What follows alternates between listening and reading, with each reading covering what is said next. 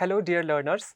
So in this session we are going to start the next module, which is module 11, and in this module I will discuss about the importance of collaboration and its role in effective public management. The contents of this particular module is based on the chapter on public management through collaboration of the prescribed textbook for the course by Professor Helgi Rene, Professor Fernandez and Professor Malatesta, and the textbook titled Understanding and Managing Public Organizations. The other sources and the references which I have used to prepare the content of this particular module I will share during the session. The title of the module 11 is Public Management through Collaboration, and the focus of the discussion in this session will be on the shift from new public management to collaborative governance. So let's look into the details of the contents that I will focus on during the session, Public Management through Collaboration. We will start the discussion with the requirements of reforming public organizations. We'll talk about the requirement for NPM reforms, and then we will discuss about the criticism which is related to new public management. We'll continue our discussions to find out why organizations they collaborate, meaning what are the various reasons behind the organizations to decide to collaborate with other organizations in the network. Once they decide to collaborate with the other organization, we will discuss about the mechanisms that they need to take care of for effective collaborations so that they can lead to the success of the collaborations. The module will also discuss the performance related aspect of the collaboration. In this particular topic, we will discuss about can the performance be measured for the collaborations? If yes, what are the various indicators with the help of which we can evaluate the performance of the collaboration and the collaborative effort? The module will also include discussion on cross-sector partnership framework. We'll discuss about this particular framework in detail. It's a very interesting framework to understand the various antecedents, processes, structures, accountabilities and outcomes related to the cross-sector partnership. And we will conclude the discussion with the types of cross-sector partnerships. Let us start discussing about the ideas behind reforms. We will first of all talking about reforming public organizations. Now, if you look at the literature, in the literature it is highlighted that the various leaders in the politics or the public bureaucrats and the experts in the field of public management, they have put enough emphasis on running the public sector organizations and the government in a way private sector organizations they manage their business. The idea is if the government organizations or if we say public organizations, they can work as the how organizations in the private sector manage their business, it can actually increase the efficiency and effectiveness of the public organizations also. Now, the idea behind this reform is upon following business-like practices, like how business manage their functions. For example, linking the performance with the pay and reward systems to ensure the performance outcomes related to the behaviors of the employees. Now, how private sector is following some of the practices to enhance the employees' performance of their employees as well as their organizations. They try to link their performance with the pay and rewards. So, the idea of this NPM reform was to follow or adopt the similar kind of practices in the business sector, the government organizations also. Another reason behind this is the practice like more power and authority to senior public officials to manage the activities of subordinates and reducing the procedures marked by excessive complexity that delays the results, meaning reducing the bureaucratic red tape.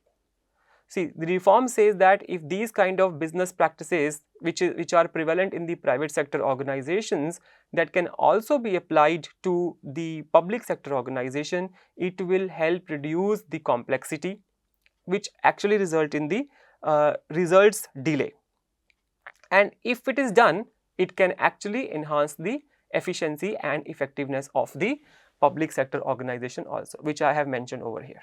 Those reforming public organization, enhancing the efficiency and effectiveness of public organization through focusing on running the government and public organizations following the practices of business sector, private sector organizations, right?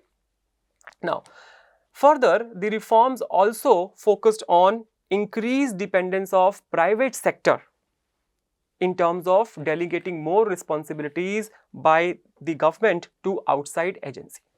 So, when government they outsource some of their responsibilities to the outside of the government boundary or the public organization boundary, so we have seen the increased dependence on the private sector through the NPM reforms. Now, one such movement, and which later became the part of these reforms, as I have mentioned, it emerged and peaked during 1980s and 1990s. And this particular reform and the movement was termed as NPM, meaning New Public Management.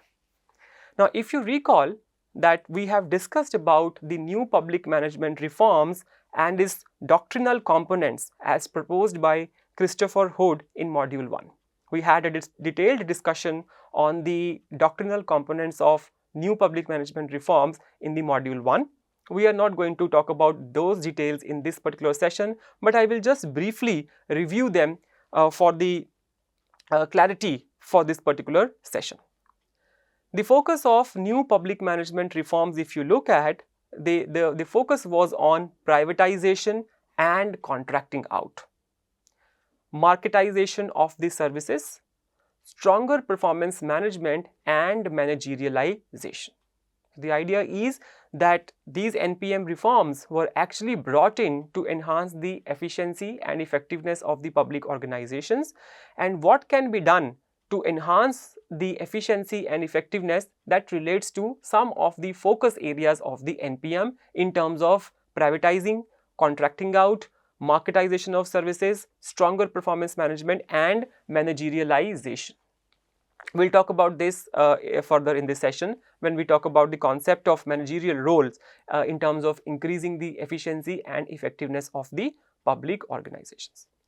Now, if you look at the advantages which were related to NPM reforms, or the idea behind why the NPM reforms were brought into the picture to increase the efficiency and effectiveness of the organization, it includes better value for money. Like the idea is that if the business like practices can be adopted by public sector organization, the resources can be well managed, right? If the managerialization can be adopted, then of course it can give better value for money. There will be more pressure for performance, because if you see that NPM reform says that the performance should be related with pay and rewards. Okay, so if the performance is related with pay and rewards, ultimately we can say that there is a pressure to perform amongst the employee of the organizations. Now, like how the private sector organizations, they treat their customers in terms of understanding their needs better and provide them these services accordingly, similarly, if those practices or those ideas or the way of working can be applied to public sector organizations in such a way that the public is considered as the customer by the public organizations, so they will get a greater choice and greater voice to users of the public service. We are not saying that make public customers. The idea is if we start thinking about the public as how the private sector organizations are treating their customers in terms of understanding their needs and catering to the needs of these customers. Similarly, if the government organizations also can start looking at from that particular perspective, it will actually enhance the quality of the services, and the design of the policy and the implementation will become more effective, and that was the idea why NPM reforms were brought into the picture. And finally, the promotion of good governance and transparency to enhance the efficiency and effectiveness. Now, look at not so good side of these reforms from the perspective, if we look at from the perspective of welfare of the community by the government. There were certainly advantages which were related to new public management reforms, but if one look at from the perspective of welfare of the community, now it is not that great. We'll discuss about that. It says that though it sounds very promising, what NPM reforms sounds very promising, the implementation and the effectiveness of new public management reforms is highly debated and criticized. Now, we will look into some of the reasons, or I would say some of the disadvantages of new public management reforms, and based on that we will then take our discussion from NPM reforms to where. Now, as I have mentioned that though it is very sound very promising, but implementation and effectiveness, it is highly debated and criticized.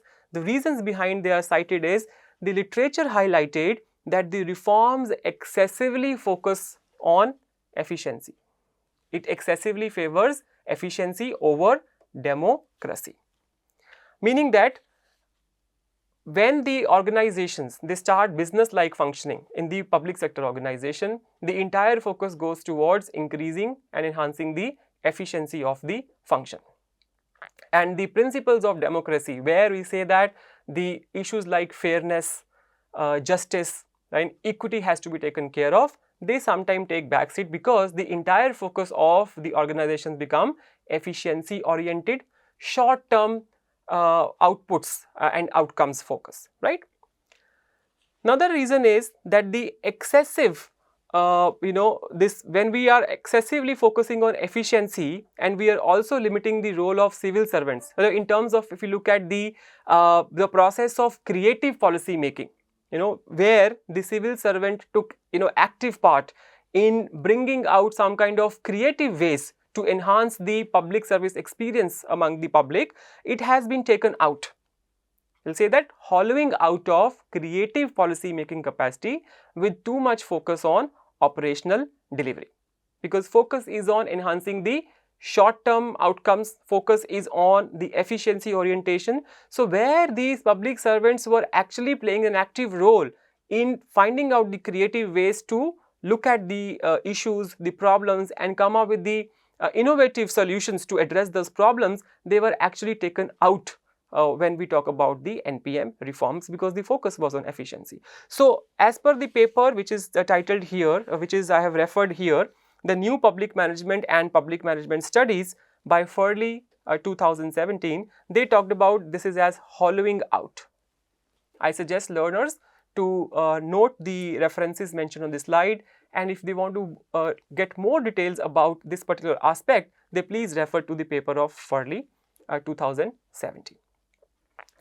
Another problem which is related to the NPM reform is related to the creation of agencies which are too focused on their own specialization, right? If you remember that NPM reforms, when we talked about in the module 1 and we talked about some of the components or the features of NPM, we talked about that disintegration of the units depending upon the specialization. So, NPM reforms have actually influenced the organizations to create agencies which are more specialization focused. So, when these organizations they start focusing on the specialist forum, what happen? It can be counterproductive in terms of strengthening inward thinking. So, they will be in their own boundaries working, right? They don't look outside or beyond the boundaries of their working, because they consider them as specialist agency which are going to take care of the special issues and the problems, or maybe in terms of specialization and expertise. Now, this particular thing is influencing, or I will say directing the silo thinking, right? Within their own boundary, they do not want to look beyond the boundaries and they work as very close group of specialists working in the specialized agency. And this is not a good situation, because in some cases, some of the social causes and the problems, they require that the organizations network and they coordinate. So, this particular require you go beyond the silos boundaries, which were actually the component of the NPM reforms. So this is another important disadvantage which was related to NPM reforms, that it led to the focus on specialist agencies and silo thinking. But what was required in some of the cases to address the problems is to organization go beyond their boundaries and network with the other organization to solve the problems, right? And if that happens, if the agencies start thinking as more of silos, it actually limit the the strength of the overall wider capacity of the system. So if they do not integrate, or if they do not coordinate with others, or they do not collaborate with others in solving some of the problems and issues. Now the impact of this is also on managing the wicked problems. Wicked problems are the problems which cannot be solved by the efforts and the resources and the competencies of one particular organization. To solve these kind of problems, many agencies in the network or organizations in the network have to come together to work together to solve this problem. For example, the problems like poverty, unemployment, the concerns related to healthcare facilities or services. These are some of the kind of the problem which have the consequential outcomes for these problems and causes. So these problems require the efforts and the coordination among the various organizations in the network, and if the silos thinking is there, ultimately these kind of the problems cannot be solved or cannot be addressed, right? Now this particular thing require, big problem solving require networks and collaboration, and this would only be possible if outward facing thinking, meaning beyond silos boundary, the organization start looking into. I hope this is clear. If you have any doubt on this, I will strongly suggest that learners go to the citation which is referred on the slide here. Another important aspect that require discussion is overemphasis on managerialization. What is the meaning of managerialization? Functioning like in a way to increase the efficiency and effectiveness of the organization, following the ways how private managers are focusing in the business organization, right? What happens is when you are giving too much emphasis on managerialization and it goes too far, the people who are actually holding positions, they will have little professional ownership. We'll discuss about how with the help of an example. Consider an example of the head of some organization who is expected to provide social service for the betterment of the society. This particular person is responsible for finding out the ways to enhance the experience of the public in terms of the social service delivery. Now, what happens under management, and which is actually the component of NPM reforms, the person has to comply with the bottom line, face tough, strong performance controls, compliance procedures, which leave them very little time to find out creative ways to enhance the experience of the public in terms of social service delivery. And this also limits the flexibility, and it also limits their capacity to be creative enough to provide better social service, because too much engagement in following compliance and controls. Now, idea here is not that I am not saying that they should not follow the rules, regulations, compliance, and the performance controls, or taking care of the bottom line. It is important, but at the same time, when they were too much focusing on the managerialization and they are always looking at enhancing the efficiency through short-term targets, what happens is they do not have much of the time to look into the various other ways with the help of which they can actually give better social service to the public concern. Now, another very important and interesting aspect of the NPM reforms which requires discussion is emphasize dominance of short-term exploitation. Here I will discuss what is the meaning of short-term exploitation and what is the meaning of long-term exploration activity.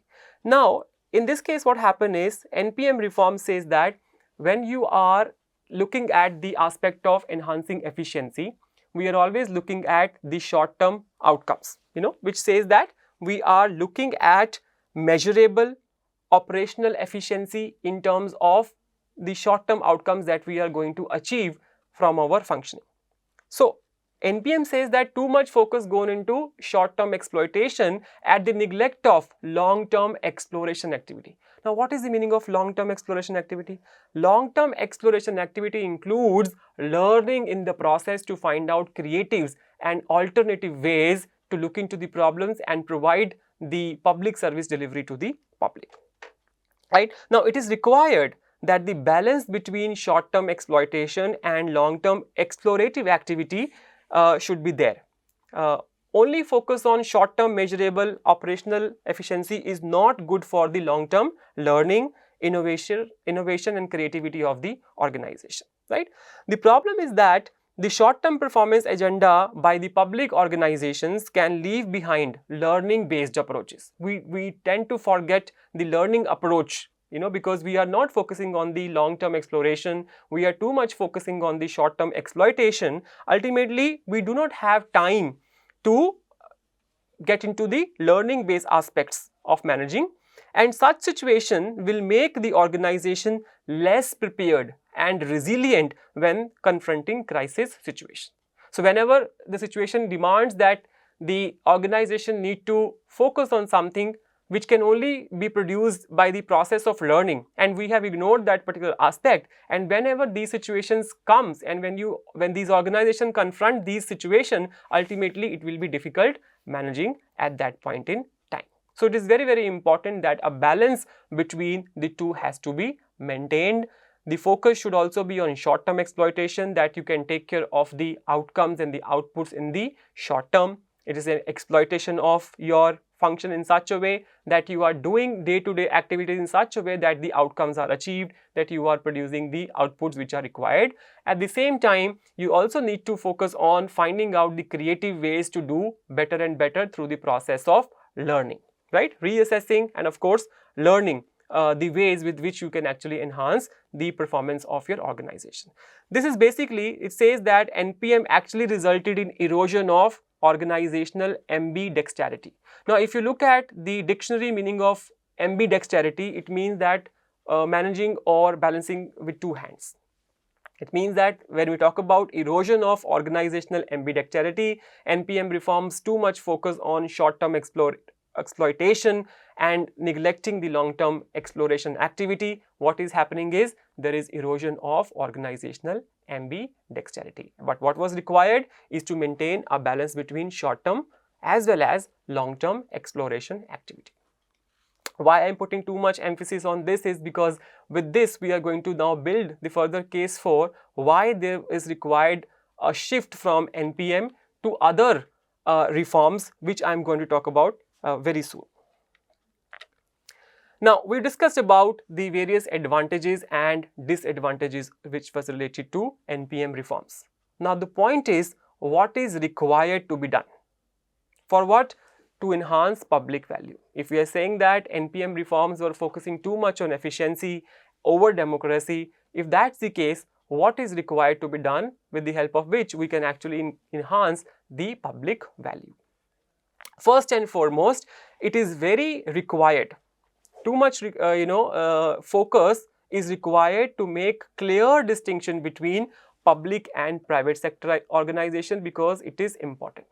The way private sector organizations are functioning and the way public sector organization has to function, the differences have to be very, very clear. Because please remember that when we talk about the concept of distinction between public and private sector organization in the module 1, we talked about that the public sector organization, they also have the responsibility to take care of the democratic principles to ensure fairness, equity and justice.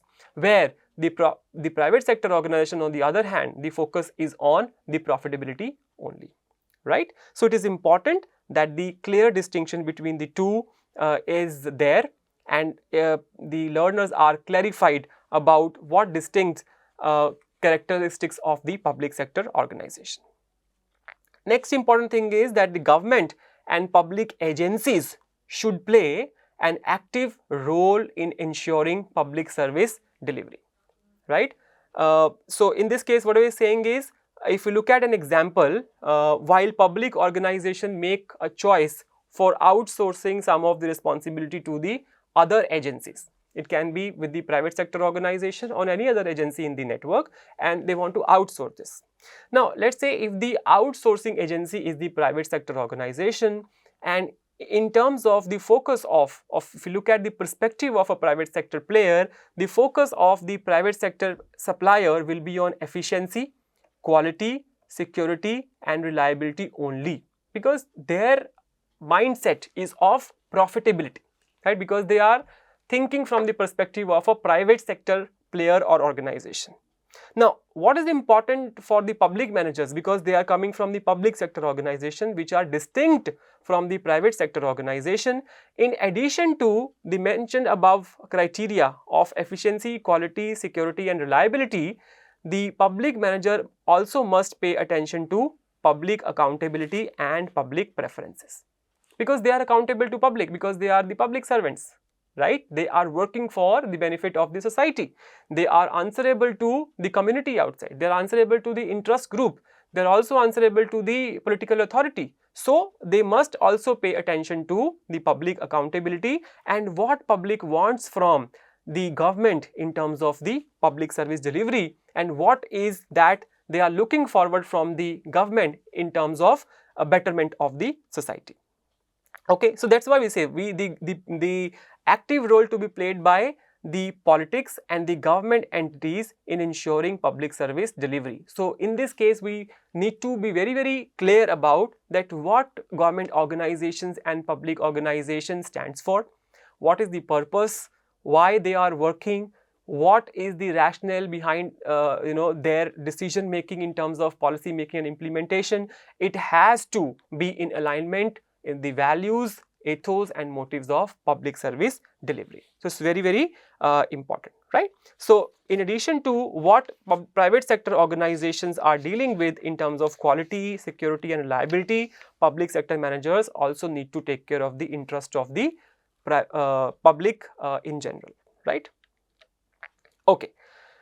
Now, we have discussed about the aspects of NPM reforms, the advantages and disadvantages, and discussion that I have just made some time back. This has actually brought us to another focus, which is focus on the movement from NPM to collaborative governance, because we have talked about disadvantages. Now, we have to also talk about, if not, that's not the case, if NPM cannot work as what NPM doctrinal component says, what is required to be done and why that shift is there, right? So, various disadvantages that we have discussed about the NPM reforms, they have led to the post NPM reforms, new public management reforms. Now, the major focus of post NPM reforms was to bring back public sector organization to the state of better integration and coordination, which, if you recall, under NPM has led to disintegration and fragmentation of the organizations. Now, if you can recall that we discussed about, as per Christopher Hood, the disintegration and the fragmentation of the organization as per specializations, and then they were made to work as per specialized unit. Now, post NPM reform require, the objective of the post NPM require that the public organizations, they start focusing on better integration and coordination, right? So, collaboration, coordination is what the objective of post NPM reforms talks about. Then, the public policies and the programs service delivery, it require increased coordination and coherence in the form of governance through collaboration, meaning more emphasis on partnership and governance, right? Now, another important need for integration with respect to the integrated response of the government to deal with wicked issues, responsive administration. When they confront or they face the problems, which cannot be solved by one particular organization, and the redressal of that requires that the organization goes beyond their specialization silos to deal with these kind of problems. The government's response, of administration through achieving the shared goal is very important, and that's the objective of post NPM reforms, right? So, more collaboration and coordination is required at the level of the organization to look for the various collaboration in the networks so that the shared objectives can be achieved, shared goals can be achieved. Another very crucial aspect of the reform is related to public participation in governance. Giving the opportunities and the platform to the public to participate in the governance related aspect. Now, in simple terms, if you look at the public participation, it means direct and indirect involvement of different stakeholders with various government agencies, businesses and non-profit organizations in relation to decision making with respect to public policies, programs and plans which are of public concern.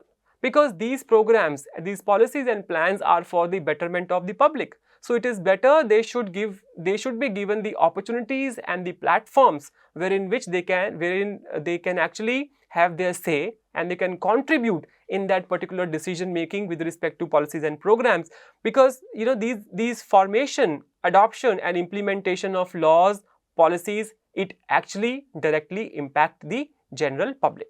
Right. So, public participation is governance is another important objective of the post NPM reform. Interesting to know is how these participation take place. It is easier said than done. Okay, public should participate. What are the ways? Do we have some platforms?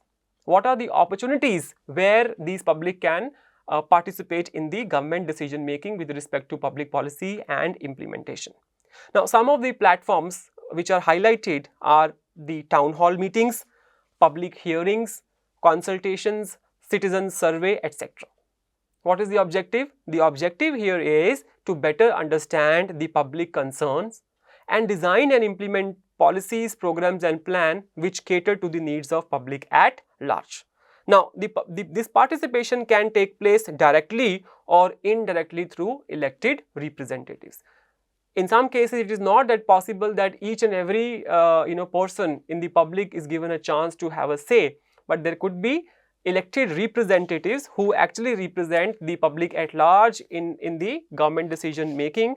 These elected officials, representatives, not officials, sorry, these elected representatives, they are then pass on the concerns of the public to the public organizations and the government to pass on what they want from the government agencies. Next, the objective of NPM reforms or governance through network challenge the hierarchical form of governance which is closely associated with the market forms under NPM reforms. Now, the major aim of the governance through networks is to deal with increasing complexity and resulting expansion of wigged problems and messy problems. Now, the solution of these problems often require that we take care of the governance through network and cooperation among the various networks. So, governance and cooperation among various networks is very, very important, because solution to these messy problems often require bringing together resources. What kind of resources? Financial resources, expertise in terms of knowledge, technology expertise from different stakeholders, right? So, the governance through network include collaborative partnership between various actors from different sectors such as public, private, not-profit organizations.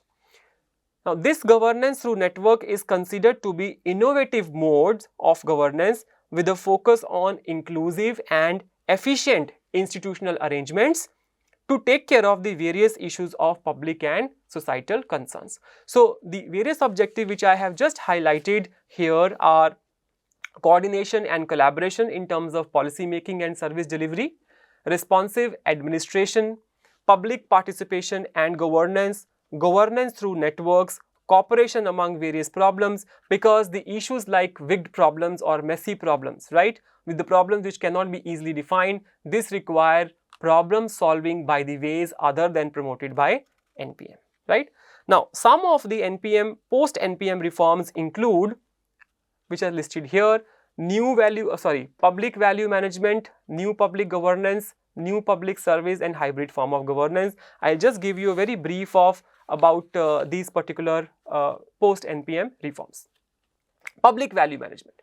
Now, if you compare new public management reforms with traditional forms of public administration, you will notice the trade-offs by NPM reforms with respect to more emphasis on efficiency objective, neglecting or sideline the effectiveness of delivering public service. Remember, we had a discussion on democracy, right? The principles of democracy, such as where the justice, fairness and equity has to be be prioritized in terms of public service delivery, implementation and design. It is important that these particular aspect takes a priority. According to Stoker, 2006, page 56, the citation number 2 here on this slide, in an article published in the American Review of Public Administration, and I quote the exact lines from the paper: "The public value management paradigm as a part of a wider network governance argued that legitimate democracy and effective management are partners." So, we cannot say that because we have to take care of the efficiency aspects of the functioning, we ignore the democratic principles. On the other hand, we also cannot say that because of the democracies we have to ignore efficiency, right? So, it says that they are they have to be partners, they go hand in hand. One cannot take a priority over the other, both has to be balanced and taken care of. Now, by this public value management, it includes following legitimate democracy by letting many stakeholders participate in the decision making, effective delivery, implementation of policies and programs, because with the help of this they will have a better understanding of what is required to be done in terms of the betterment of society at large. Now, though maintaining the balance between democracy and effective management is not easy, how it can be done? Regular review by all the stakeholders involved, right? It can be the government organization, private organization, NGOs, the citizens group, the interest groups, right, political authority. They can review this by regular review in the meetings, which is central to the public value management. The strength of public value management lies in its ability to redefine and balance the challenges of efficiency, accountability and equity, right? This is the idea of new public value management. Now, let us talk about the idea of new public service as a post-NPM reform. The idea of new public service is to build communities, engage citizens and making government work effectively by explicit focus and consideration of new public service on democratic values and citizenship. Now, according to Robert Denhart and Janet Denhart, 2003, the reference citation number